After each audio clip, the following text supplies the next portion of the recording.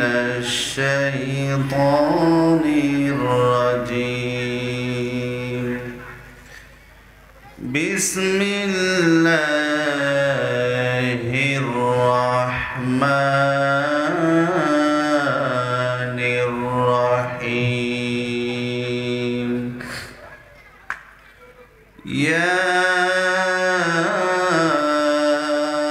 أيها الذين آمنوا اتقوا الله حق تقاته ولا تموتن إلا وأنتم مسلمون.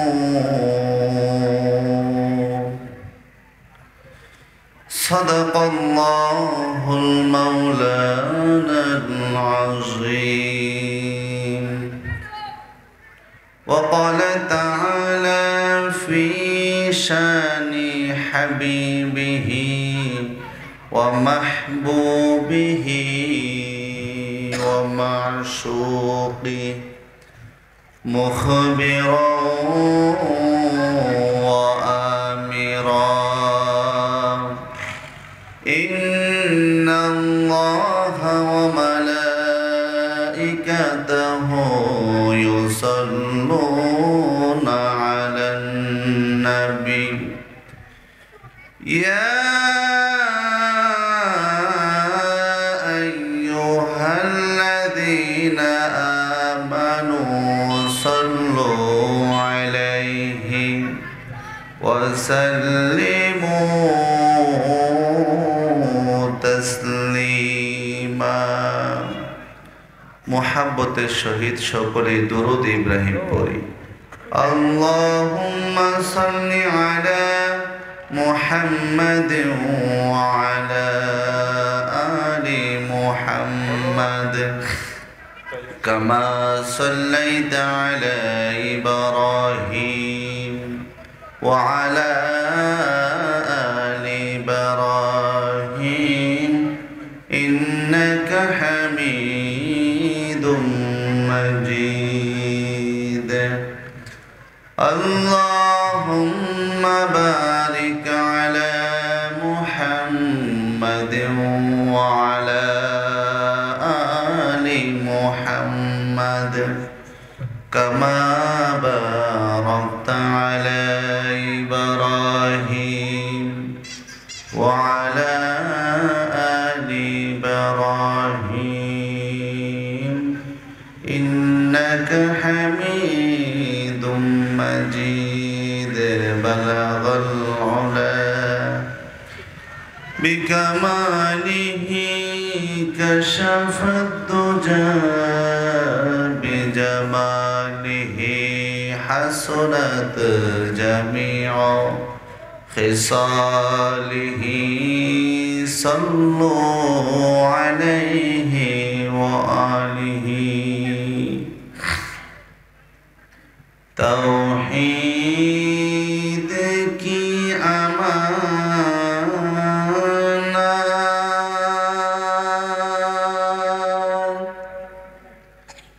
सीनों में हाय हमारा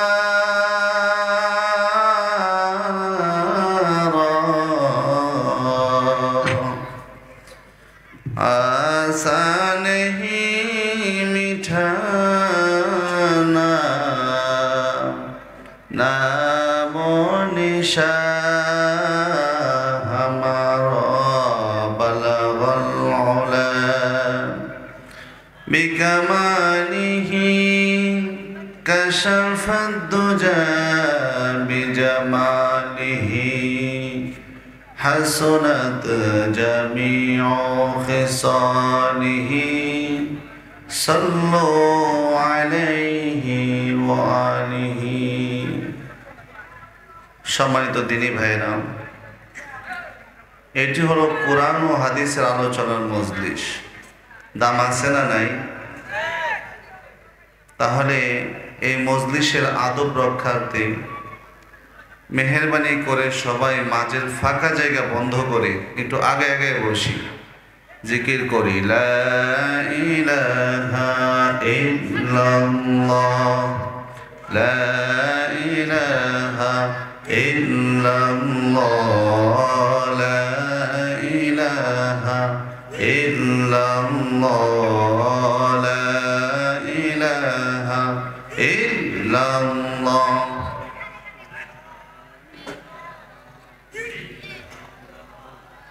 अल्लाह अल्लाह क्या मुबारक नाम है, अल्लाह अल्लाह आशिकों का काम है। अल्लाह अल्लाह चशीरी हस्तनाम शेर कर्मी कुनद जानम तमाम। अल्लाह अल्लाह मी कुनद अल्लाह अल्लाह मी कुनद शम्स कमर ला इलाहा इल्लल्लाह ला इलाहा इल्लल्लाह ला इलाहा इल्लल्लाह ला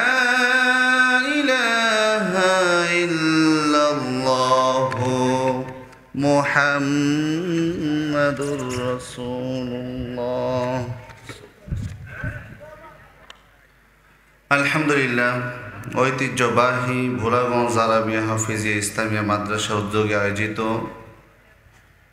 2 দিনব্যাপী পবিত্র তাফসিরুল কুরআন ইসলামী মহাসম্মেলনের আজ প্রথম দিনের দ্বিতীয় অধিবেশনের অত্যন্ত শ্রদ্ধাভাজন সম্মানিত সভাপতি, উপস্থিত আছেন মুআজ্জাজ মুকাররম হযরত উলামায়ে কেরাম,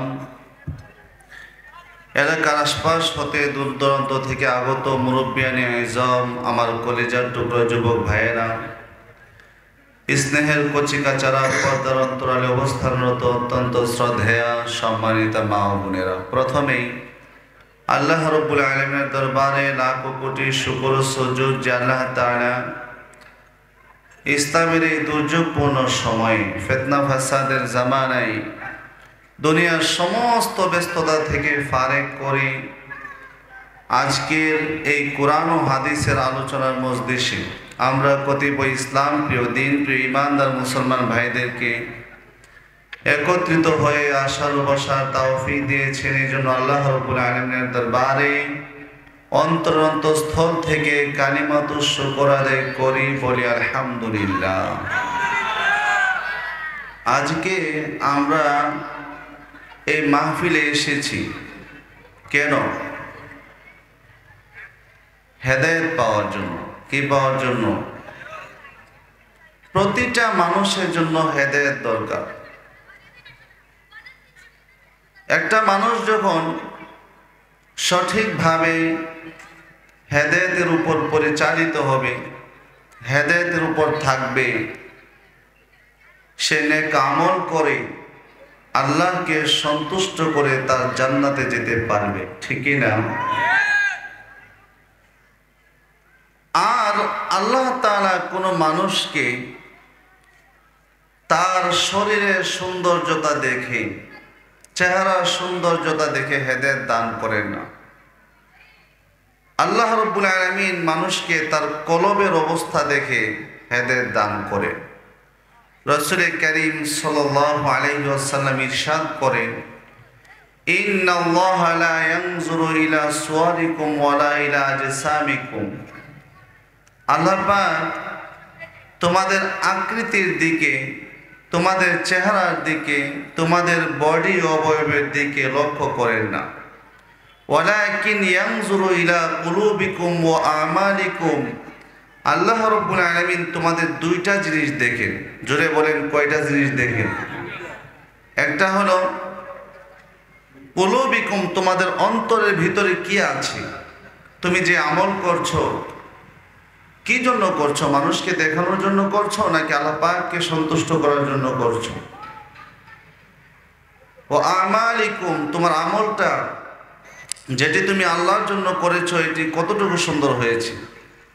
আমার ভাইরা, আল্লাহ রাব্বুল আলামিন হেদায়েত মানুষকে তার চেহারা আর শরীর দেখে দেন না। যদি তিনি চেহারা দেখে হেদায়েত দিতেন কাউকে, তাহলে নবীর প্রিয় সাহাবী হযরত বিলাল হাবশী রাদিয়াল্লাহু তাআলা আনহু কি হেদায়েত পেতেন? জোরে বলেন, পেতেন? অথচ বিলাল হাবশী রাদিয়াল্লাহু তাআলা আনহু আল্লাহ রসুলের এমন এক জলিলুল কদর সাহাবী, রসুল যখন মেরাজে গিয়েছিলেন রসুল অনুভব করলেন তার সামনে দিয়ে কে যেন আগে আগে হেঁটে যায়। সুবহানাল্লাহ বলে জিব্রাইলকে বললেন, জিব্রাইল সে কে যে আমার সামনে হেঁটে হেঁটে যাচ্ছে? জিব্রাইল সাম বললেন, তিনি হলেন আপনার কালো সাহাবী বিলাল। আমার মুসলমান ভাইয়েরা, আল্লাহ রাব্বুল আলামিন হযরত বিলাল হাবশী রাদিয়াল্লাহু তাআলা আনহুকে ওনার চেহারা দেখে, ওনার শরীরের রং দেখে হেদায়েত দান করেননি। আল্লাহ তাআলা ওনার অন্তরের দিক লক্ষ্য করে, ওনার ভিতরের ইখলাসের দিক লক্ষ্য করে হেদায়েত দিয়েছেন। এমনকি আল্লাহ তাআলা হযরত বিলাল হাবশী রাদিয়াল্লাহু তাআলা আনহুকে মসজিদে নববীর মুয়াজ্জিন হিসাবে মঞ্জুর করে নিয়েছে। আমার মুসলমান ভাইয়েরা, সেই বিলাল রাদিয়াল্লাহু তাআলা আনহুর একটি ঘটনা বলছি। আল্লাহ নবী, বিশ্ব নবী, আকায়ে নামদার তাজেদারে মদিনা আহমদ মুস্তাফা জনাবে মুহাম্মদুর রাসূলুল্লাহ সাল্লাল্লাহু আলাইহি ওয়াসাল্লাম একদিন খাবার খাওয়ার জন্য দস্তরখানায় বসেছেন। এমন সময় হযরত বিলাল রাদিয়াল্লাহু তাআলা আনহুর সামনে দিয়ে হেঁটে হেঁটে যাচ্ছিলেন। নবীজি বিলালকে ডাক দিয়ে বলেন, তাআল হিনা ইয়া বিলাল, ও বিলাল এখানে আসো, আমার সাথে খাবার খেতে বসো। আমার মুসলমান ভাই বোনেরা, হযরত বিলাল রাদিয়াল্লাহু তাআলা আনহু রাসূলের কাছে আসলেন, রাসূলের সাথে খাবার খাওয়ার জন্য বসলেন। কিন্তু খাবার খেতে বসার পর বিলাল রাদিয়াল্লাহু তাআলা আনহুর চোখ দিয়ে ঝরঝর করে পানি পড়তে লাগলো। নবীজি জিজ্ঞেস করলেন, বিলাল তোমাকে তো আমি ডাক দিয়েছি আমার সাথে খাবার খাওয়ার জন্য, কিন্তু তোমার চোখ দিয়ে পানি বের হচ্ছে কেন? তুমি কাঁদছো কেন? আমি তো তোমাকে কাঁদার জন্য ডাকিনি, আমি তোমাকে ডেকেছি খাবার খাওয়ার জন্য।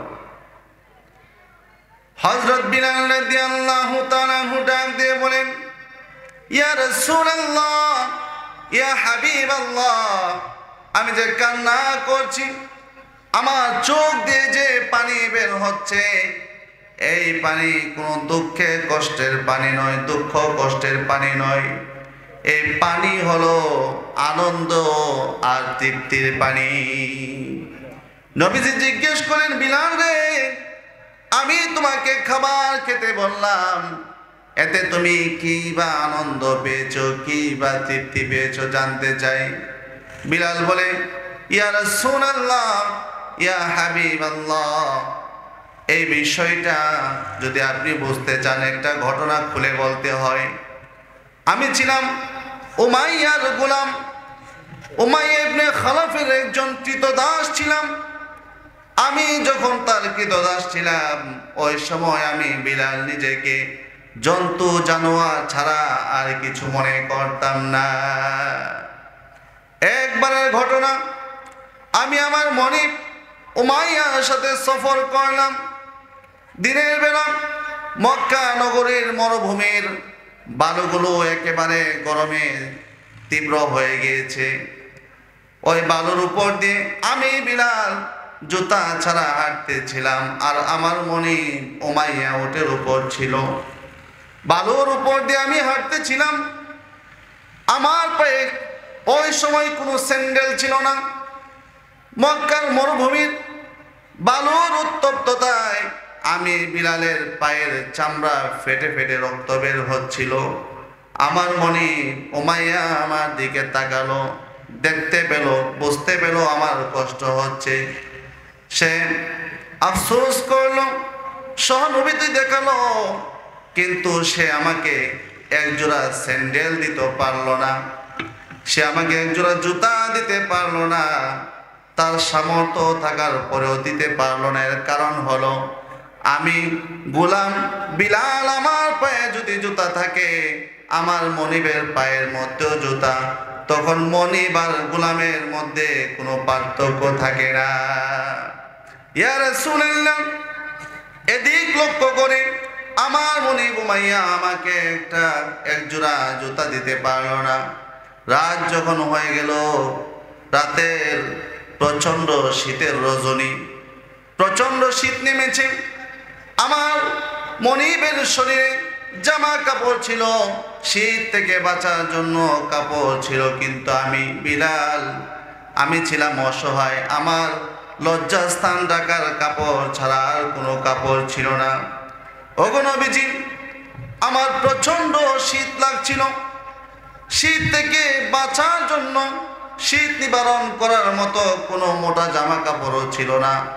আমার কষ্ট হচ্ছিল, আমি কাঁপতেছিলাম। আমার মনিব উমাইয়া আমার দিকে তাকালো, দুঃখ প্রকাশ করলো, আফসোস করলো, কিন্তু সে আমাকে একটা কাপড়ের টুকরা চাদর দিতে পারেনি। ইয়া রাসূলুল্লাহ, ইয়া হাবিবাল্লাহ, ওই দিন আমি বিলাল মনে মনে ভেবেছিলাম, এই দুনিয়াতে একটা জন্তু, একটা প্রাণীর দাম আছে, কিন্তু আমি বিলালের কোনো দাম নাই। ওগো নবীজি, কিন্তু ইসলাম ধর্ম গ্রহণ করার পর এমন এক ব্যক্তির হাতে হাত রেখে ইসলাম ধর্ম গ্রহণ করেছি, যিনি হাঁটলে মেঘমালা যাকে ছায়া দেয়, যার অনুমতি ছাড়া জান্নাতের দরজা খোলা হবে না, যার অনুমতি ছাড়া হিসাবের কার্য শুরু করা হবে না, এমন নবী, যিনি শুধু দুনিয়ার বাদশা নয়, আখেরাতেরও বাদশা, এমন এক নবী, বিশ্ব নবী, আকায়ে নামদার, তাজেদারে মদিনা, আহমদ মুস্তফা জনাবে মুহাম্মদুর রাসূলুল্লাহ সাল্লাল্লাহু আলাইহি ওয়াসাল্লাম নিজের দস্তরখানায় আমি বিলালকে খাবার খাওয়ার জন্য বলেছে, আর আমি বসেছি, গর্বে আমার বুক ফুলে যাচ্ছে, আমি আনন্দ অনুভব করছি, আমি তৃপ্তি পাচ্ছি। এই যে আমার চোখ দিয়ে পানি বের হচ্ছে, এই পানি হলো আমার আনন্দ আর তৃপ্তির পানি। সুবহানাল্লাহ বলতে পারলেন না? আল্লাহু আকবার।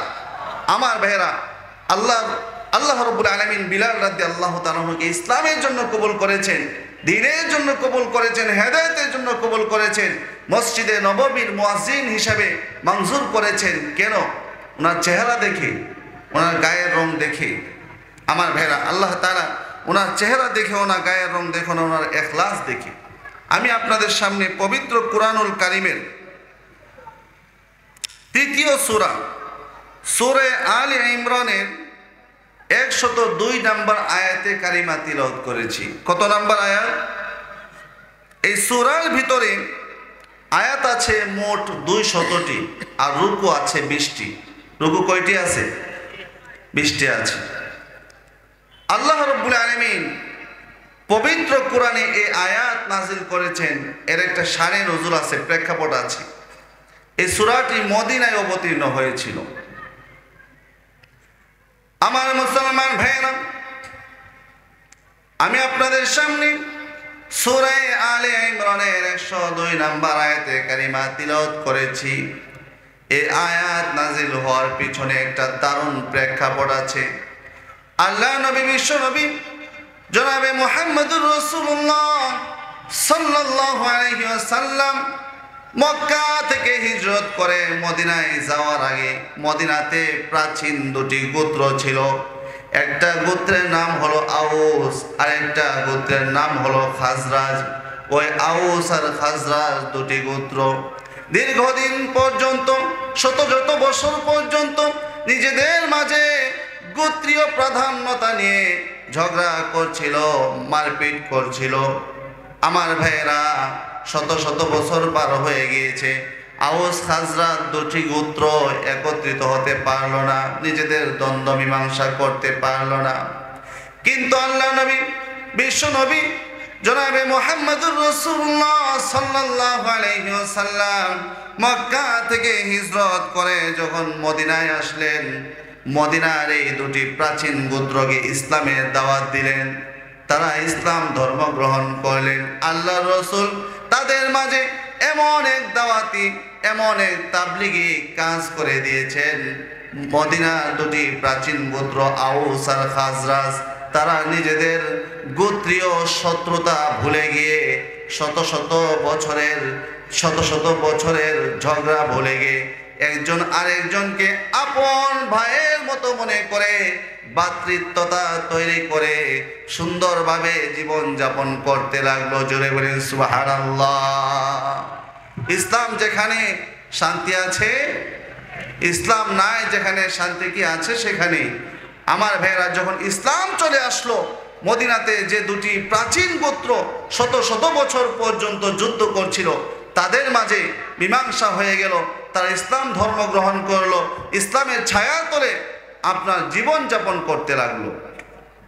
যখন তারা সুন্দরভাবে ইসলামের ছায়া তলে শান্তিতে চলতে লাগলো, তখন ইহুদিদের সহ্য হলো না। কাদের সহ্য হলো না? ইহুদিরা কি করলো?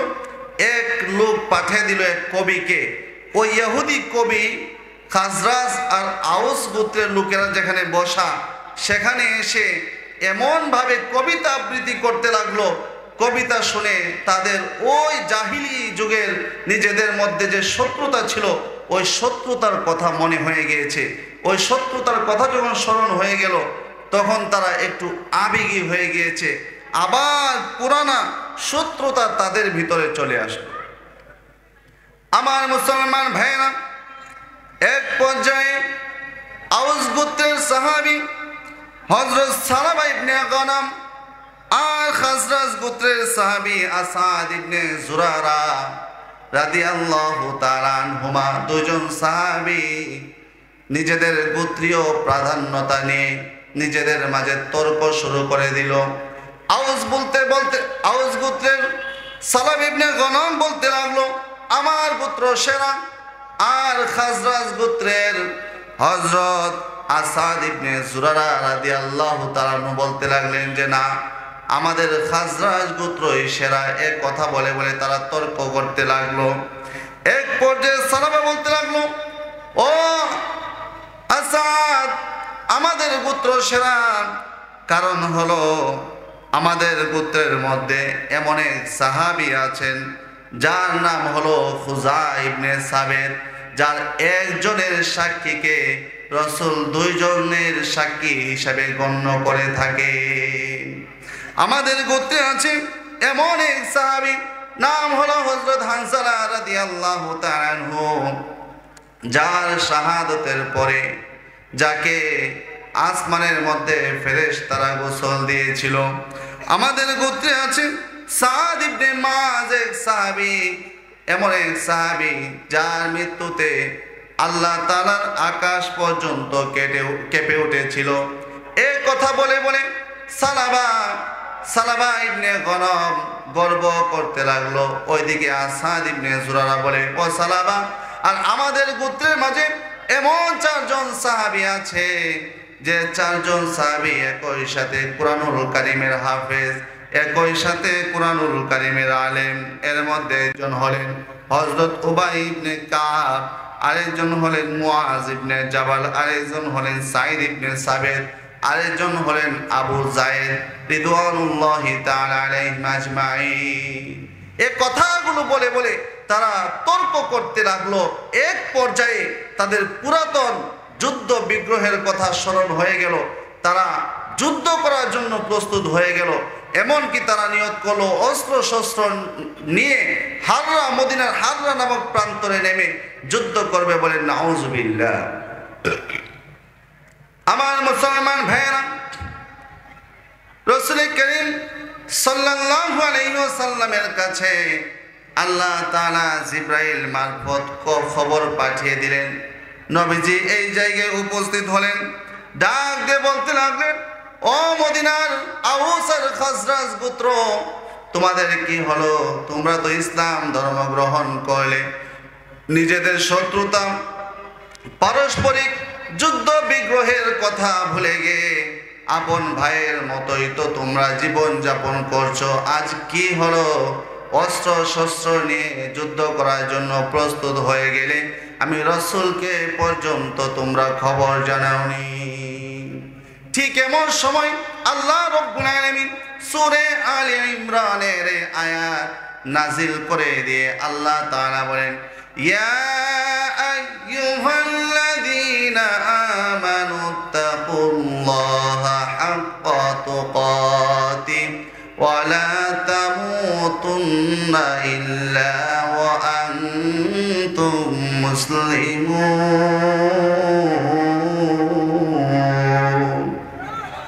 আল্লাহ রাব্বুল আলামিন ডাক দিয়ে বলেন, হে ঈমানদারেরা, তোমরা আল্লাহকে যথাযথভাবে ভয় করো আর মুসলমান না হয়ে তোমরা ইন্তেকাল করো না। আমার ভাইয়েরা, আল্লাহ তাআলা এর পরের আয়াতে বলেন, ওয়াতাসিমু বিহাবলিল্লাহি জামিআ ওয়া লা তাফাররাকু। হে ঈমানদারেরা, তোমরা আল্লাহ তাআলার রশিকে, আল্লাহর রজ্জুকে আঁকড়ে ধরো, নিজেদের মাঝে ফাটল সৃষ্টি করো না, তোমরা পৃথক পৃথক হয়ে যেও না। আল্লাহ পাক বলছেন, ঈমানদারেরা, তোমাদের কি হলো যে তোমরা যুদ্ধ শুরু করে দিয়েছো? তোমরা তোমাদের যুদ্ধকে ভুলে যাও, আমি আল্লাহকে ভয় করার মতো ভয় করো, আর আমার রজ্জুকে, আমার রশিকে, কোরআনকে, হেদায়েতকে, রাসূলকে একেবারে আঁকড়ে ধরো। আমার ভাইরা, আল্লাহ তাআলার কোরআনের এই আয়াত যখন রাসূল করিম সাল্লাল্লাহু আলাইহি ওয়াসাল্লাম তাদেরকে শোনালেন, তারা ওই ইহুদি যে যুদ্ধ লাগাই দিছে, ওই শত্রুতা ভুলে গিয়ে আবার নিজেদের মাঝে মিল মোহাব্বত তৈরি করে বাড়িতে চলে আসলো। জুড়ে বলেন সুবহানাল্লাহ। মুসলমানদের মাঝে যে এই যুদ্ধ বিগ্রহ, এটা কি এই নতুন না আরো আগ থেকে চালু আছে? আর মুসলমানদের মাঝে আপনারা শুনেছেন যুদ্ধ ঝগড়া বিদ্বেষ লাগাই দিছে ইহুদিরা। কারা? ইহুদিরা। এরা নতুন না, এরা অনেক আগ থেকে মুসলমানদের বিরুদ্ধে ষড়যন্ত্র করে, চক্রান্ত করে ইসলামকে এ দেশ থেকে ধূলিসাৎ করে দিতে চায়। জোরে বলেন ঠিক কিনা? আমার ভাইয়েরা, দেখবেন কোনো ইসলামী রাষ্ট্রের ভিতরে শান্তি নাই। এই যে আমাদের রাষ্ট্রের সাথে অন্য রাষ্ট্রের ঝামেলা, ভারতের দ্বন্দ্ব লাগাই দিচ্ছে, গিয়ে দেখবেন এইটার মূলেও ইহুদি আছে। ভারত সরকার ইহুদি ইসরায়েলবাদীদেরকে আপনার সমর্থন করে, ঠিক কিনা? আমার ভাইয়েরা, আজ যদি আল্লাহ পাকের এই আয়াত অনুযায়ী বিশ্বের সমস্ত মুসলমানেরা একত্রিত হয়ে যায়, ঐক্যবদ্ধ হয়ে কাজ করে, ঐক্যবদ্ধ হয়ে স্লোগান দেয়, এই পৃথিবী থেকে ইহুদি কাফেররা নিজেদের দেশ থেকে পালাতে পর্যন্ত বাধ্য হবে। জুড়ে বলেন ঠিক কিনা? আমার মুসলমান ভাইয়েরা, আল্লাহ পাকের এই আয়াত থেকে আমাদের যে শিক্ষাগুলো আছে, সেই শিক্ষাগুলো থেকে একটি হলো, মুসলমান ভাইয়েরা নিজেদের মাঝে বিদ্বেষ পোষণ করা যাবে না। আজকে দেখেন ঘরের ভিতরে দ্বন্দ্ব, আপন ভাই দুইটা তিনটা পাঁচটা, এক ভাইয়ের সাথে আরেক ভাইয়ের মিল নাই, মোহাব্বত নাই, সম্পর্ক নাই। জুড়ে বলেন ঠিক কিনা? এই আয়াতের ভিতরে আল্লাহ তাআলা তিনটি কথা বলেছেন। কয়টি কথা বলেছেন? এক নম্বরে বলেছেন ইয়া আইয়ুহাল্লাযীনা আমানু, হে ঈমানদারেরা। দুই নম্বরে বলেছেন ইত্তাকুল্লাহ, তোমরা আল্লাহকে ভয় করো। কাকে ভয় করো? আল্লাহ পাক বলেছেন হে মুমিনেরা, তোমরা আল্লাহকে ভয় করো। মুমিনেরা কি আল্লাহ ছাড়া কাউকে ভয় করতে পারে? যাদের হৃদয়ে আছে আল্লাহর ভয়, তারা কভু পথ ভুলে যায় না, ঠিক কিনা? যাদের হৃদয়ে আছে আল্লাহর ভয়, তারা কভু পথ ভুলে যায় না। আল্লাহর প্রেম ছাড়া এই দুনিয়ায় কারো কাছে কোনো কিছু চাই না। রাতের আধারে যারা সিজদাতে রয়, দু চোখের অশ্রুতে নদী যেন বয়। রাতের আধারে যারা সিজদাতে রয়, দু চোখের অশ্রুতে নদী যেন বয়। ছলনার ইমানদার মুমিন আর মুসলমান এক জিনিস নয়, এক ব্যক্তি নয়। তাহলে ইমানদার কে, মুসলমান কি? আসেন আমরা শুনি ইমানদার কি। আমার মুসলমান ভাইয়েরা, ইমানদার হলো যে ব্যক্তি এক কথা সাক্ষ্য দিয়েছে, লা ইলাহা ইল্লাল্লাহু মুহাম্মাদুর রাসূলুল্লাহ। যে ব্যক্তি কথা সাক্ষ্য দিয়েছে আল্লাহ ছাড়া ইবাদতের উপযুক্ত আর কোনো মাবুদ নাই, হযরত মুহাম্মদ সাল্লাল্লাহু আলাইহি ওয়াসাল্লাম আল্লাহ তাআলার বান্দা ও রাসূল, সে হলো ঈমানদার। এ কথা যে বলেছে সে কি? ঈমানদার। ঈমানদারকে যে ঈমানে মুফাসসাল বলেছে, কালিমা তয়্যিবা বলেছে, এর উপর অন্তর দ্বারা বিশ্বাস স্থাপন করেছে, পড়েছে আমানতু বিল্লাহি ওয়া মালাইকাতিহি ওয়া কুতুবিহি ওয়া রাসূলিহি ওয়াল ইয়াউমিল আখিরি ওয়াল কদরি খায়রিহি ওয়া শাররিহি মিনাল্লাহি তাআলা ওয়াল বা'সি বা'দাল মাউত। যে ব্যক্তি 7টি বিষয়ের উপর ঈমান স্থাপন করেছে, বলেছে আমি আল্লাহর উপর ঈমান এনেছি, তার ফেরেশতাদের উপর ঈমান এনেছি, আসমানি কিতাবগুলোর উপর ঈমান এনেছি, আল্লাহ পাকের রাসূলের উপর ঈমান এনেছি, পরকালের দিনের উপর ঈমান এনেছি, তাকদীরের ভালো মন্দের উপর ঈমান এনেছি, হাসরের ময়দানে পুনরায় উত্থিত হওয়ার উপর ঈমান এনেছি। এই 7 বিষয়ে যে বিশ্বাসী, 7 বিষয়ে যে ঈমানদার, সেই হলো প্রকৃত মুমিন।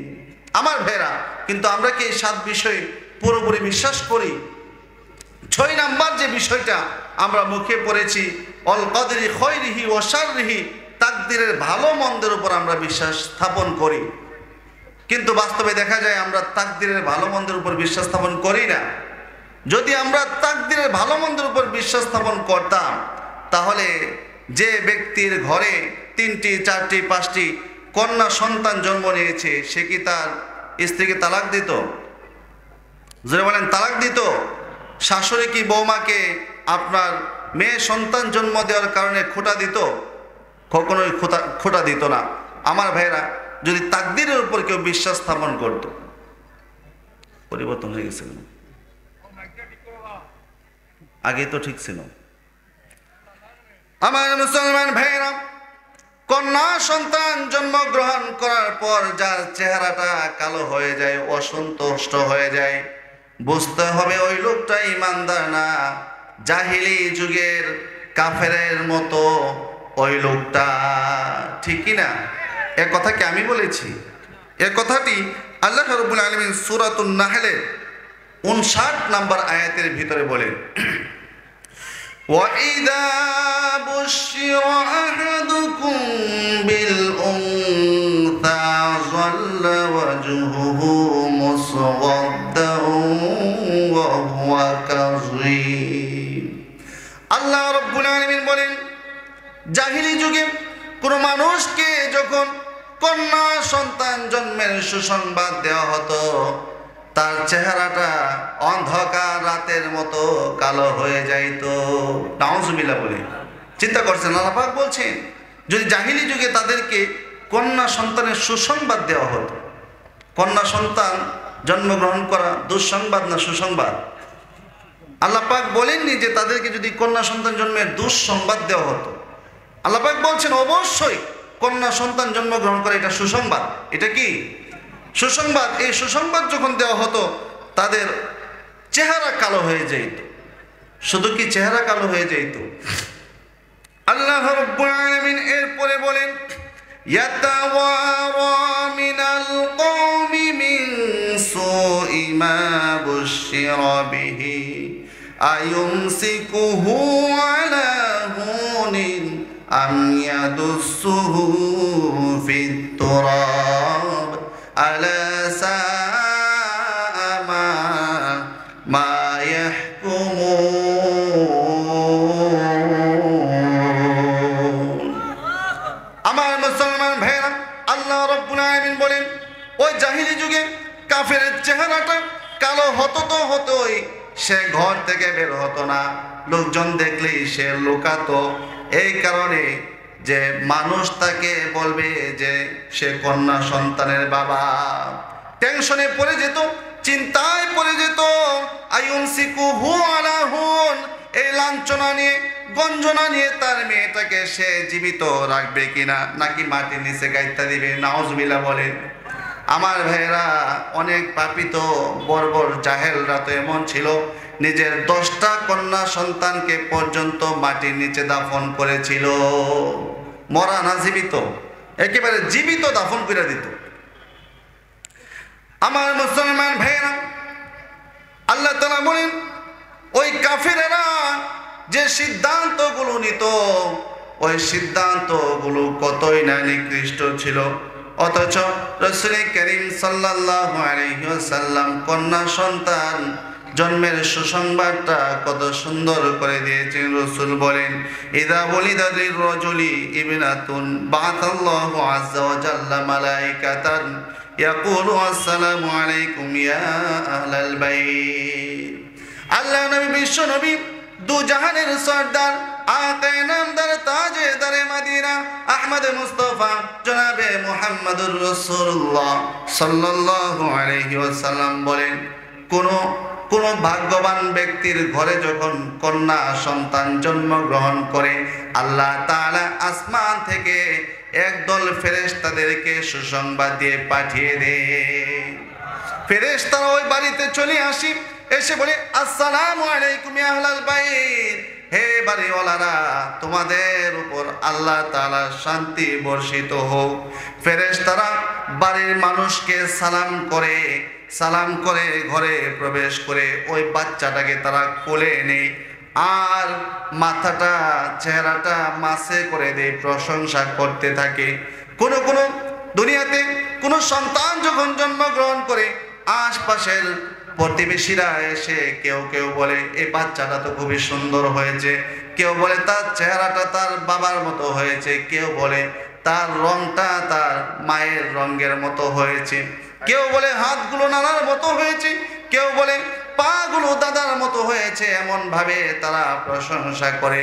আল্লাহর রাসূল বলেন, আসমান থেকে যে ফেরেশতারা এসেছে, ওই ফেরেশতারাও এইভাবে তার প্রশংসা করতে থাকে আর বলতে থাকে, যায়ফাতুন খরাজাত মিন দায়ফাতিন, একটা দুর্বল মেয়ে দুর্বল থেকে জন্মগ্রহণ করেছে। আল্লাহ তাআলা নারীদেরকে দুর্বল বানিয়ে সৃষ্টি করেছেন। আল কাইয়িমু আলাইহা মুআনুন ইলা ইয়াউমিল কিয়ামা, নবীজি বলেন, যে ব্যক্তি তার কন্যা সন্তানের দায়িত্ব পালন করবে, আল্লাহ তাআলা ওই লোকটাকে কিয়ামত পর্যন্ত সাহায্য করবে। সুবহানাল্লাহ। কন্যা সন্তানের বাবাকে সাহায্য করবেন কে? আল্লাহ পাক করবেন, কিয়ামত পর্যন্ত, মানে মৃত্যু পর্যন্ত। এত বড় সুসংবাদ দেওয়ার পরেও কন্যা সন্তানের বাবার চেহারাটা কালো হলো কিভাবে? কোন ভাইয়ের ঘরে যদি একটা কন্যা সন্তান জন্মগ্রহণ হয়, তার একটা আলাদা ফজিলত। যার ঘরে 2টি কন্যা সন্তান তারও ফজিলত আছে, যার ঘরে 3টি কন্যা সন্তান তারও ফজিলত আছে। অনেক মানুষ আছে ছেলেকে বেশি মায়া করে, মহাব্বত করে, আর মেয়েটাকে বেশি মহাব্বত করে না। একদিনের ঘটনা, রাসূল করিম সাল্লাল্লাহু আলাইহি ওয়াসাল্লাম মসজিদে নববীতে সাহাবীদেরকে নিয়ে বসা। এমন সময় একটা ছোট্ট ছেলে দৌড়ে আসলো। একজন সাহাবী তার সন্তান, সে তাকে কোলে নিল, কপালে গালে চুমু খেলো, বাচ্চাটাকে কোলে বসায়া দিল। কিছুক্ষণ পর আরেকটা কন্যা সন্তান চলে এসেছে। ওই কন্যাটাও ওই ব্যক্তির, ওই লোকটি তার মেয়েটাকে কাছে আসার পর মাটিতে বসায়া দিল। তাকে আদর করলো না, মাথায় মাসে করলো না, চুমো দিল না, মাটিতে বসায় দিল। আল্লাহ নবী সাল্লাল্লাহু আলাইহি ওয়াসাল্লাম সাথে সাথে বিষয়টা ধরে ফেলেছেন আর বলেছেন, সাহাবী, আল্লাহ সাফাইতা বাইনাহুমা ইত্তাকিল্লাহা ওয়াদিলু ফি আবনাইকুম। ও সাহাবী, আল্লাহকে ভয় করো, ইনসাফ কায়েম করো, ব্যালেন্স কায়েম করো। তুমি কিভাবে এই তোমার ছেলে আর মেয়ের মাঝে পার্থক্য করতে পারলে? ছেলেকে বেশি আদর করলে আর মেয়েটাকে তুমি বেশি আদর করলে না। ইত্তাকিল্লাহ, তুমি আল্লাহ তাআলাকে ভয় করো। সুবহানাল্লাহ। এতটুকু বিষয়ও রাসূল করিম সাল্লাল্লাহু আলাইহি ওয়াসাল্লাম ছাড় দেননি, সাথে সাথে সাহাবীকে ধরে ফেলেছেন। আমার মুসলমান ভাইয়া, এবার শুনুন, যে ব্যক্তির একটা কন্যা সন্তান আছে তার ব্যাপারে নবী করিম সাল্লাল্লাহু আলাইহি ওয়াসাল্লাম কি বলেছেন? আন আব্দুল্লাহ ইবনে আব্বাস রাদিয়াল্লাহু তাআলা আনহুমা قال قال رسول الله صلى الله عليه وسلم من ولدت له ابنة فلم يعدها ولم يهنها ولم يؤثر ولدة عليها يعني الذكر أدخله الله বিহাল জান্নাহ। নবী করিম সাল্লাল্লাহু আলাইহি ওয়াসাল্লাম বলেন, যে ব্যক্তির ঘরে, যে ভাগ্যবানের ঘরে একটি কন্যা সন্তান জন্মগ্রহণ করেছে, সে তাকে জীবন্ত পুঁতে ফেলেনি, দাফন করে ফেলেনি, বিরক্ত হয়নি, তার দায়িত্ব গ্রহণ করেছে, তার সাহায্য করেছে। ছেলেটাকে মেয়েটার উপর প্রাধান্য দেয়নি। ছেলেকে যে চোখে দেখেছে, মেয়েকেও সে চোখে দেখেছে। ওই একটা কন্যা সন্তানের বাবাকে আল্লাহ তাআলা জান্নাতে প্রবেশ করিয়ে দিবে। সুবহানাল্লাহ। আমার ভাইরা, দুটি কন্যা সন্তানের বাবা মায়ের কি ফজিলত! عن أنس بن مالك رضي الله تعالى عنه قال قال رسول الله صلى الله عليه وسلم من على جاريتين دخلت أنا وهو الجنة كهاتين وأشار بإصبعين।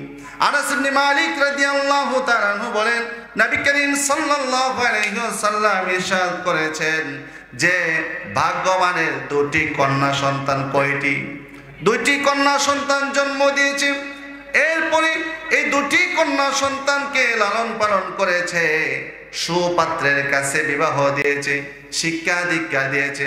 আল্লাহর রাসূল বলেন, ওই লোকটি আর আমি রাসূল জান্নাতের ভিতরে এভাবে থাকবো।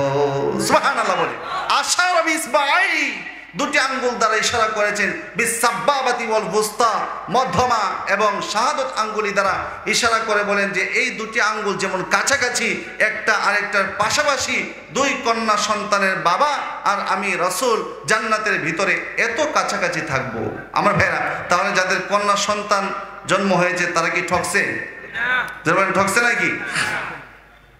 আর যে ব্যক্তির তিনটি কন্যা সন্তান রয়েছে, عن عقبة بن عامر رضي الله تعالى عنه قال قال رسول الله صلى الله عليه وسلم من كان له ثلاث بنات فصبر عليهن وأطمعهن وسقاهن وكساهن من جدته كن له حجابا من النار يوم القيامة।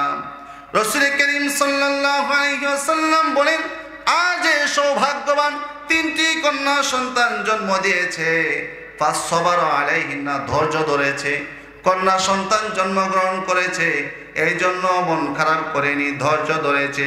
ওয়াতমাহুন্না, তাদেরকে খাবার খাইয়েছে, ওয়াসাকাহুন্না, তাদেরকে পানি পান করাইছে, ওয়াকাসাহুন্না, তাদেরকে পোশাক পরিধান করাইছে। আল্লাহ রাসূল বলেন, ওই লোকটা আর তার মেয়েদের মাঝে আল্লাহ তাআলা জাহান্নামকে পর্দা বানিয়ে দিবে। সুবহানাল্লাহ। কুন্না লাহু হিজাবান মিনান নার ইয়াউমাল কিয়ামা, কিয়ামতের দিন জাহান্নাম আর জান্নাতের মাঝে তার মেয়েরা পর্দা হিসেবে দাঁড়িয়ে যাবে, বাধা হিসেবে দাঁড়িয়ে যাবে। আল্লাহ পাকের কাছে মেয়েরা সুপারিশ করবে, বলবে, আল্লাহ তাআলা আপনি আমার বাবা মাকে জাহান্নামে দিতে পারবেন না। সুবহানাল্লাহ। আমরা আমাদের বাবা মাকে জান্নাতে নিয়ে যাব। বলছিলাম যে কথা, আল্লাহ পাক সূরা আলে ইমরানের 102 নম্বর আয়াতে বলেন, হে ঈমানদারেরা, মুসলমান না হয়ে ইন্তেকাল করো না। ঈমানদারকে যে কালিমায়ে তয়্যিবা পড়েছে এবং ইমানে মুফাসসাল পড়েছে, 7টি বিষয়ের উপর ঈমান এনেছে এবং অন্তর দ্বারা বিশ্বাস স্থাপন করেছে, সে হলো মুমিন। সে কি? মুমিন। বিশ্বাস করেছে, মুমিন। তাহলে মুসলমান কে? আল্লাহ রাব্বুল আলামিন কুরআনুল কারীমের ভিতরে বলেন, মা আতাকুমুর রাসূলু ফাখুযুহু ওয়া মা নাহাকুম আনহু ফান্তাহু। ওয়াত্তাকুল্লাহা ইন্নাল্লাহা শাদীদুল ইকাব। আমার ভাইরা, আল্লাহ রাব্বুল আলামিন বলেন, হে ঈমানদারেরা, আমার রাসূল তোমাদের কাছে যা নিয়ে এসেছে তাকে তোমরা আঁকড়ে ধরো। যে বিধিবিধানগুলো, যে হুকুমগুলো তোমাদের কাছে নিয়ে আসা হয়েছে তাকে তোমরা আঁকড়ে ধরো। ওয়া নাহাকুম আনহু, আর যা থেকে তোমাদেরকে বাধা প্রদান করা হয়েছে, ফান্তাহু, যা থেকে নিষেধ করা হয়েছে তা থেকে তোমরা দূরে থাকো। এক কথায় মুসলমান হলো যে আল্লাহ পাকের সমস্ত হুকুম আহকামগুলো মান্য করে, হ্যাঁ বাচক যত বিধিবিধান আছে সবগুলো মান্য করে, আর আল্লাহ পাকের যত নিষেধ আছে ওই নিষেধগুলো থেকে বেঁচে থাকে, সে হলো প্রকৃত পক্ষে মুসলমান। আল্লাহ পাক বলেন, ওই মুসলমান না হয়ে তুমি মৃত্যুবরণ করো না। শুধু ঈমানদার মাঝে মাঝে জুমার নামাজ পড়ে আর ঈদের নামাজ পড়ে আর কোরবানির সময় গরুর গোশত খায়, এছাড়া সারা বছর তাকে নামাজে খুঁজে পাওয়া যায় না, সে কি মুসলমান না মুমিন? সে শুধু মুমিন, মুসলমান না। মুসলমান হতে গেলে নামাজ, রোজা, হজ, যাকাত, দান, সদকা, ইসলামের যত আপনার আদেশ সূচক বিধিবিধানগুলো আছে সবগুলো মানতে হবে। আর যত বিষয় থেকে নিষেধ করা হয়েছে ওই বিষয়গুলো থেকে বেঁচে থাকতে হবে, সে হলো ইমানদার মুসলমান। ওই ইমানদারদেরকে আল্লাহ পাক বলেন, মুসলমান না হয়ে ইন্তেকাল করো না, আর আল্লাহকে ভয় করো। কাকে ভয় করো? আল্লাহ পাককে তোমরা ভয় করো, ভয় করার মতো ভয় করো। আমার ভাইরা, আল্লাহর ভয়কে তাকওয়া বলা হয়। কি বলা হয়? তাকওয়াল্লাহি রাসু কুল্লি হিকমা। সকল জ্ঞান, সকল বুঝের মূল হলো আল্লাহ তাআলার ভয়। একটা মানুষের ভিতরে যদি আল্লাহ রাব্বুল আলামিনের ভয় চলে আসে, তার জীবনের শুরু থেকে শেষ পর্যন্ত সবগুলো তখনই সঠিক হবে, ঠিক মতো করতে পারবে যখন তার ভিতরে কার ভয় চলে আসবে? আল্লাহ তাআলার ভয় চলে আসবে। আর যতক্ষণ পর্যন্ত আল্লাহর ভয় আসবে না, ওই লোকটা যে কোনো গুনাহ খাতা করতে পারে, ঠিকই না? আমার ভাইরা, হযরত ওমর রাদিয়াল্লাহু তাআলা আনহু হযরত আব্দুল ইবনে মাসউদ রাদিয়াল্লাহু তাআলা আনহুমাকে জিজ্ঞেস করলেন যে, আব্দুল্লাহ, তুমি তাকওয়ার ব্যাখ্যা দাও, আমি তোমার কাছ থেকে তাকওয়ার ব্যাখ্যা শুনতে চাই। তাকওয়া কাকে বলে? তিনি বললেন, খলিফাতুল মুসলিমিন, তাকওয়া হলো, আপনি কি কখনো কাঁটাযুক্ত গাছের মাঝখান দিয়ে, জঙ্গল দিয়ে হেঁটেছেন? তিনি বলেছেন, হ্যাঁ হেঁটেছি। তখন আব্দুল ইবনে মাসউদ রাদিয়াল্লাহু তাআলা আনহু বললেন, যখন আপনি কাঁটাযুক্ত গাছের মাঝ দিয়ে হেঁটেছিলেন তখন আপনি কি করতেন? তিনি বললেন, আমি খুব সাবধানে হেঁটেছি, জামা কাপড় একেবারে আটায়া জমায়া হেঁটেছি, কারণ আমার কাপড়ের মধ্যে যে কোনো সময় কাঁটা লেগে যেতে পারে, এই জন্য আমি খুব গোটায় সতর্ক হয়ে হেঁটেছি। হযরত আব্দুল ইবনে মাসউদ বললেন, এটাই হলো তাকওয়ার সংজ্ঞা। অর্থাৎ আপনি পৃথিবীতে এমনভাবে সতর্কতার সাথে চলতে হবে যেন গুনাহ নামক নাপাক আপনার শরীরে স্পর্শ না করে। আমার ভাইয়েরা, এই তাকওয়া যারা অবলম্বন করবে তাদের নাম হলো মুত্তাকি। তাদের নাম কি? মুত্তাকি। মুত্তাকি বান্দার 4টি গুণ। কয়টি গুণ? 1 নম্বর গুণ হলো লা ইসমা লাহু, যার কোনো গুনাহ নাই। কি নাই? কুল্লু বানি আদম খাত্তাউন, প্রত্যেকটা আদম সন্তানই তো গুনাহগার, তো গুনাহ থাকবে না কেমনি? এই কথার অর্থ হলো সে গুনাহ করার পরে গুনাহ থেকে তওবা করে ফেলেছে। যখনই গুনাহ করে, গুনাহ হয়ে যায়, তখন সে কি করে ফেলে? তওবা করে ফেলে। ওয়ালা বাগিয়া লাহু, যার মধ্যে সীমা লঙ্ঘন নেই, যে কোনো একটা বিষয় নিয়ে সীমা লঙ্ঘনতা নেই।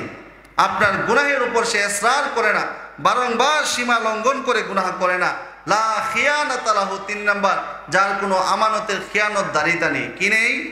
আমানতের খিয়ানতদারিতা নেই। লা হাসাদ লাহু, 4 নম্বরে, যার কোনো হিংসা নেই। তাহলে মুত্তাকি বান্দার 4টি গুণ। 1 নম্বর হলো যার গুনাহ নেই, 2 নম্বর যার সীমা লঙ্ঘন নেই, 3 নম্বর যার মধ্যে খিয়ানত নেই, 4 নম্বরে যার কি নেই? হিংসা নেই। এবং মুত্তাকি বান্দার কি ফজিলত শুনবেন। আল্লাহ রাব্বুল আলামিন পবিত্র কুরআনুল কারীমের ভিতরে বলেন, ওয়ালিমান খাফা মাকামা রাব্বিহি জান্নাতান। আল্লাহ তাআলা বলেন, যে ব্যক্তি কাল কিয়ামতের ময়দানে, হাসরের ময়দানে তার রবের সামনে দণ্ডায়মান হওয়ার ভয় করে, যে ব্যক্তি আল্লাহর সামনে দাঁড়ানোর ভয় করে, আল্লাহর তাকওয়া অন্তরে অর্জন করে, আল্লাহর ভয় অন্তরে সৃষ্টি করে গুনাহ থেকে বাঁচে, আল্লাহ তাআলা তাদের জন্য একটি নয় দুটি জান্নাতের ব্যবস্থা করে রাখছে। জান্নাতান, জান্নাতুনের তাসনিয়া হলো জান্নাতান। জান্নাতুন এক বচন, যার অর্থ হলো একটি জান্নাত। জান্নাতান মানে কয়টি জান্নাত? দুইটি জান্নাত। আল্লাহ তাআলা তার জন্য কয়টি জান্নাতের ব্যবস্থা রাখছে? দুটি জান্নাত। আর জান্নাতের ভিতরে সে কি খাবে এটাই ব্যাখ্যা আল্লাহ তাআলা কোরআনে দিয়েছেন, যে ব্যক্তি আল্লাহকে ভয় করবে, মুত্তাকি বান্দা হবে, জান্নাতের ভিতরে তার খাবার কি হবে। খাবারের তো অভাব নাই, কত প্রকারের ফল মূল আর গোশত মাছ তরি তরকারির তো অভাবই নাই। বিশেষ করে 4 প্রকার পানীয় তাকে পান করানো হবে। কয় প্রকার পানীয়? 4 প্রকার পানীয় শরবত তাকে পান করানো হবে। সূরা মুহাম্মাদের 15 নম্বর আয়াতের ভিতরে আল্লাহ রাব্বুল আলামিন বলেন, মাতালুল জান্নাতিল্লাতী উইদাল মুত্তাকুন ফিহা আনহারুম মিন মাইন গায়রি আসিন ওয়া আনহারুম মিন লাবানিন লাম ইয়াতাগায়্যার তা'আমু ওয়া আনহারুম মিন খামরিল লাযযাতিন লিশ-শারিবিন ওয়া আনহারুম মিন আসালিন মুসাফফা। আল্লাহ রাব্বুল আলামিন বলেন, দুনিয়াতে মুত্তাকি বান্দাদেরকে যে জান্নাতের ওয়াদা দেওয়া হয়েছে, যে জান্নাতের প্রতিশ্রুতি দেওয়া হয়েছে, ওই জান্নাতের ভিতরে তাদেরকে 4 প্রকার পানীয় পান করানো হবে। 1 নাম্বার হলো আনহারুম মিন মাইন গায়রি আসিন, তাকে নির্মল পানি পান করার জন্য তার জন্য থাকবে নির্মল পানির নহর। আনহারুম মিন গায়রি আসিন, এমন পানির নহর যে পানির নহর থাকবে স্বচ্ছ নির্মল, যাতে কোনো ভেজাল, আয়রন আর আর্সেনিক থাকবে না। ওয়া আনহারুম মিন লাবানিন লাম ইয়াতাগায়্যার তা'আমু, তার জন্য থাকবে এমন দুধের নহর যে দুধের স্বাদ অপরিবর্তনীয়, স্বাদ নষ্ট হবে না। ওয়া আনহারুম মিন খামরিল লাযযাতিল লিশ-শারিবিন, আর তার জন্য থাকবে মদের নহর। দুনিয়াতে আল্লাহ রাব্বুল আলামিন মানুষকে সৃষ্টি করেছেন, মায়ের পেটের ভিতরে তার জবানটাকে আল্লাহ তাআলা হেফাজত করেছেন, পবিত্র রেখেছেন। ওই পবিত্র জবান দিয়ে যে মুমিন মুত্তাকি বান্দারা দুনিয়াতে মদ নামক মদ পান করেনি, মদ পান করেনি, গাঁজা ইয়াবা সেবন করেনি, মুখটাকে পবিত্র রেখেছিল, আল্লাহ তাআলা তাদেরকে জান্নাতের ভিতরে জান্নাতের শরাব মদ পান করাবেন। সুবহানাল্লাহ। জান্নাতের যে শরাব মদ, এই মদ দুনিয়ার মদের মতো নেশাগ্রস্ত আর আপনার খারাপ নয়, একেবারে ভালো আপনার শরাব আল্লাহ তাআলা জান্নাতের ভিতরে পান করাবেন। এরপরে আল্লাহ পাক বলেন, ওয়ানহারুম মিন আসালিন মুসাফফা, 1 নম্বরে নির্মল পানির নহর, 2 নম্বরে আল্লাহ তাআলা স্বাদ অপরিবর্তনীয় দুধের নহর, 3 নম্বরে মদের নহর রাখবেন, আর 4 নম্বরে আল্লাহ তাআলা তার জন্য রাখবেন পরিশোধিত মধুর নহর। কিসের নহর? মধু সেখানে থাকবে তার তৃপ্তির জন্য এবং শরীরের পুষ্টির জন্য। আমার ভাইয়েরাম, এরপরে আল্লাহ পাক বলেন, তোমাদের জন্য শুধু পানি আর পানি আর শরবতই শুধু নয়, আমি আল্লাহ তাআলা তোমাদের জন্য ওয়ালাহুম ফিহা মিন কুল্লি সামারাত ওয়া মাগফিরাতুম মির রাব্বিহিম। আল্লাহ রাব্বুল আলামিন বলেন, তোমাদের জন্য জান্নাতের ভিতরে বিভিন্ন রকম ফলমূল থাকবে, আর আমি আল্লাহ পাকের পক্ষ থেকে থাকবে তোমাদের জন্য ক্ষমা। বিভিন্ন প্রকারের ফলমূল থাকবে, আর তোমাদের দুনিয়ার ছোটখাটো গুনাহ খাতা আমি আল্লাহ পাক ক্ষমা করে তোমাকে জান্নাত দিব। জোরে বলেন সুবহানাল্লাহ। একটু জিকির করি, লা ইলাহা ইল্লাল্লাহ। লা ইলাহা ইল্লাল্লাহ লা ইলাহা ইল্লাল্লাহ জোরে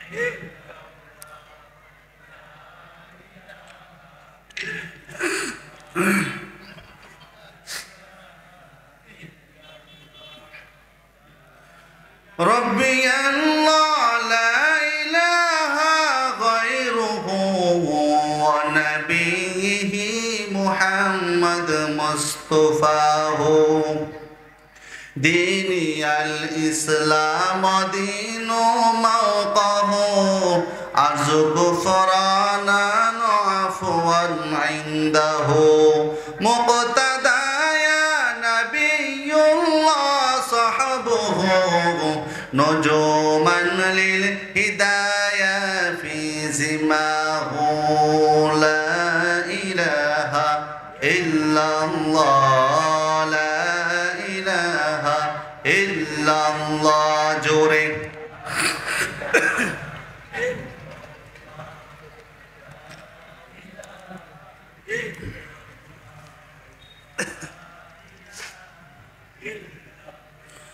لا إله إلا الله محمد رسول الله তাহলে আমরা যারা ঈমানদার আছি মুমিন বান্দারা আছি তারা পরিপূর্ণভাবে মুসলমান হব রাজি আছেন ইনশাআল্লাহ আল্লাহ তাআলার ভয় অন্তরের ভিতরে প্রবেশ করব আল্লাহ পাক কবুল করুক বলেন আমিন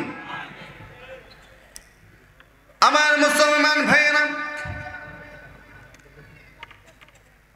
ইসলামের সাহাবায়ে কেরামগণ পীর মুর্শিদ বুজুর্গগণ আল্লাহ রাব্বুল আলামিনকে কত ভয় করতেন তারা আল্লাহ তাআলাকে অনেক ভয় করতেন শুধু তারা নয় তাদের যুগের রাখালরা পর্যন্ত আল্লাহকে ভয় করত ঠিক কি না খলিফাতুল মুসলিমিন ইসলামের তৃতীয় খলিফা হযরত ওমর ফারুক রাদিয়াল্লাহু তাআলা আনহু আল্লাহর রাসূলের জলিলুল কদর একজন সাহাবী সারা দিন তিনি রাষ্ট্র পরিচালনার পিছনে কাটিয়ে দিতেন সারা দিন তিনি রাষ্ট্র পরিচালনা করতেন প্রজাদের পিছনে শ্রম দিতেন তিনি এমন একজন রাষ্ট্রনায়ক ছিলেন যার জিন্দেগিতে যার রাষ্ট্র পরিচালনায় কোনো ধরনের দুর্নীতি রাহাজানি আর চাঁদাবাজি ছিল না খলিফাতুল মুসলিমিন হযরত ওমর ফারুক রাদিয়াল্লাহু তাআলা একদিন তিনি মাঝে মাঝে দিনের বেলা প্রজাদের পিছনে সময় দিতেন আর রাতের বেলা না ঘুমিয়ে মাঝে মাঝে প্রজাদের খবর নিতেন ওনার সময়ে কোনো মানুষ না খেয়ে বসে আছে কিনা দেখার জন্য কারণ তিনি মনে করতেন আমি ওমরের আমলে একটা মানুষ তো দূরের কথা একটা প্রাণীও যদি না খেয়ে মারা যায় আল্লাহ তাআলার কাছে আমাকে জবাব দিতে হবে খলিফাতুল মুসলিমিন ওমর রাদিয়াল্লাহু তাআলা আনহু একবার মরুভূমির পথ ধরে হাঁটতে লাগলেন হাঁটতে হাঁটতে অনেক দূরে চলে গেলেন সেখানে গিয়ে দেখতে পেলেন একজন রাখাল সে ছাগল রাখালি করছে ওমর রাদিয়াল্লাহু তাআলা আনহুর মনের ভিতরে কৌতূহল আসলো এই যে রাখাল চারণভূমিতে মরুভূমিতে আছে আমি একটু পরীক্ষা করে দেখি তার ভিতরে আল্লাহর ভয় আছে কিনা আমি একজন দূরের মুসাফির অনেক দূর থেকে এসেছি আমি ক্লান্ত হয়ে গিয়েছি আমার খুব পিপাসা লেগেছে তুমি কি আমাকে একটু পানি পান করাবে তুমি কি আমাকে একটু দুধ পান করাবে রাখাল বলল রাখাল তো খলিফাতুল মুসলিমিন ওমর রাদিয়াল্লাহু তাআলা আনহুকে চিনে না সে বলল মুসাফির ভাই আপনার কষ্ট হচ্ছে আমি বুঝতেছি কিন্তু আমি তো আপনাকে দুধ পান করাতে পারবো না কারণ এই ছাগলগুলো আমার নয় আমার মালিকের কার আমার মালিকের আমার মুসলমান ভাই বোনেরা ওমর রাদিয়াল্লাহু তাআলা আনহু বললেন রাখাল রে তুমি তোমার মালিকের ছাগলের দুধ আমাকে তার অনুমতি ছাড়া পান করাবে না। তবে তুমি শোনো, আমি তোমার সাথে যদি এমন চুক্তি করে কেমন হয়, আমি তোমাকে নগদ কিছু টাকা পয়সা দিয়ে দিব, বিনিময়ে তুমি আমাকে একটা ছাগল দিবে, আমি দুধ পান করব কিংবা ওই ছাগল বাড়িতে নিয়ে জবাই করে খাবো, আমার ব্যাপার। রাখাল ডাক দিয়ে বলছি, হে মুমিন ব্যক্তি, আপনাকে দেখতে তো ভালোই দেখা যায়, সুন্দর মানুষ, শরীরে লম্বা পাঞ্জাবি লাগাইছেন, চেহারাটা সুন্দর, গালের মধ্যেও দাড়ি আছে, কিন্তু আপনার কথা শুনে মনে হয় এখনো পর্যন্ত আপনি আপনার অন্তরটাকে ঠিক করতে পারেননি। সুবহানাল্লাহ। খলিফাতুল মুসলিমিনকে রাখাল বলতেছে যে আপনি এখনো বুঝি আপনার অন্তরটা ঠিক করতে পারেননি, আপনার অন্তরের মধ্যে ভেজাল আছে। আমার মুসলমান ভাইরা, খলিফাতুল মুসলিমিন ওমর রাদিয়াল্লাহু তাআলা আনহু বললেন, রাখাল সমস্যা কি? তুমি তোমার বাড়িতে যখন যাবে, তোমার মালিক যখন জিজ্ঞেস করবে, রাখাল রে একটা ছাগল কম কেন দেখা যায়, তুমি বলবে, ও মালিক একটা ছাগলকে বাঘে খেয়ে ফেলেছে। তুমি তাকে এক কথা বলে তার কষ্ট থেকে রেহাই পাবে। রাখাল ডাক দিয়ে বলল, হে মুসাফির, আপনাকে দেখে ভালো মানুষ মনে হয়, তবু আপনি আমার সাথে খারাপ আচরণ করছেন, আপনি আমাকে খুব পরামর্শ দিচ্ছেন। আপনি আপনার মাথার মধ্যে একটা কথা ঢুকিয়ে রাখেন, আপনি মনে রাখবেন এই দুনিয়াতে আমার মালিক যিনি আমাকে ছাগল চড়ানোর জন্য দিয়েছে, আমি আমার মালিককে ভয় করি, ঠিক আছে, কিন্তু আমি আমার মালিককে যতটুকু না ভয় করি, এর চেয়ে হাজার হাজার গুণ বেশি ভয় করি আহকামুল হাকিমিন, আমার রব্বুল আলামিনকে। সুবহানাল্লাহ। আপনি বলছেন আমার মালিককে গিয়ে বলবো যে ছাগলকে বাঘে খেয়ে ফেলছে, আচ্ছা আমি এই কথাটা বললাম, সে না আমার মালিক না বুঝে ফেলবে যে আমাকে সে আর কিছু করবে না, ক্ষমা করে দিবে, কিন্তু আমি আল্লাহর কাছে কি জবাব দিব? আমি তো আমার আল্লাহকে আমার মনিবের চেয়েও, আমার মালিকের চেয়েও বেশি ভয় করি, আমি আল্লাহর কাছে গিয়ে কি জবাব দিব? আমার মুসলমান ভাইয়েরা, খলিফাতুল মুসলিমিন ওমর রাদিয়াল্লাহু তাআলা আনহু আশ্চর্য হয়ে গেলেন, মনে মনে চিন্তা করতে লাগলেন, আমার দেশের একটা রাখালের ভিতরে আল্লাহ তাআলার তাকওয়া, আল্লাহর ভয় যদি এমন হয়, না জানি আমার দেশের এমপি মন্ত্রীর ভিতরে আল্লাহর ভয় কত বেশি। সুবহানাল্লাহ। নাকি আমরা দেশের এমপি মন্ত্রীর মতো?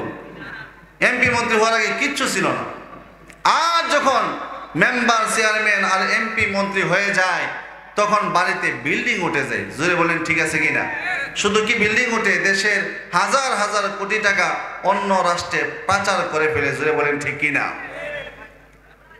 আমার মুসলমান ভাইয়েরা, খলিফাতুল মুসলিমিন ওমর রাদিয়াল্লাহু তাআলা আনহু রাখালকে ডেকে বলছে, রাখাল তুমি কি আমাকে তোমার মালিকের সাথে পরিচয় করিয়ে দিবে?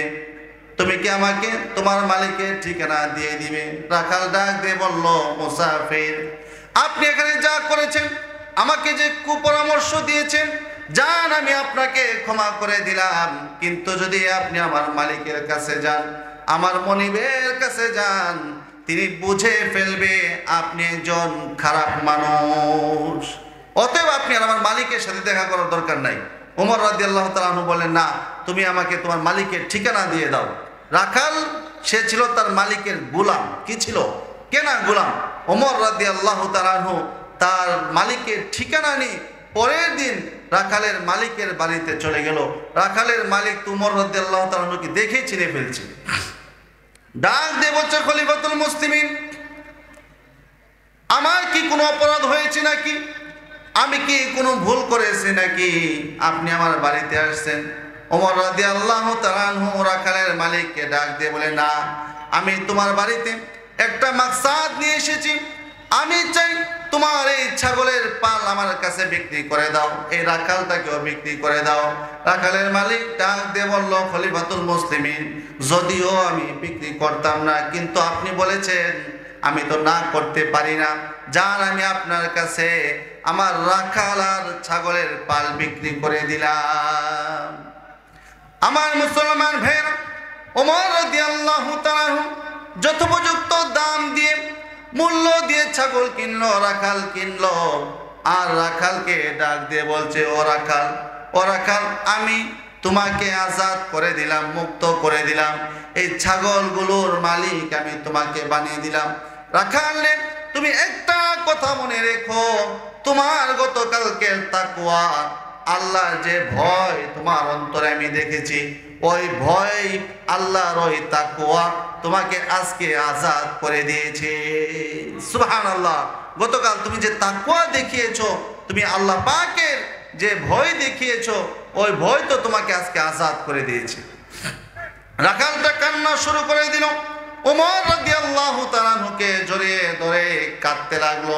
ওমর রাদিয়াল্লাহু তাআলা ডাক দিয়ে বলে, রাখাল, আর কাঁদতে হবে না, তুমি শোনো, তুমি যদি তোমার এই ভয়, আল্লাহর এই তাকওয়াকে মৃত্যু পর্যন্ত ধরে রাখতে পারো, তুমি জেনে রেখো আল্লাহর ওই তাকওয়া, তোমার অন্তরের ভয়, আল্লাহ তাআলা তোমাকে এই ভয়ের মাধ্যমে আল্লাহর জান্নাত পর্যন্ত পৌঁছে দিবে।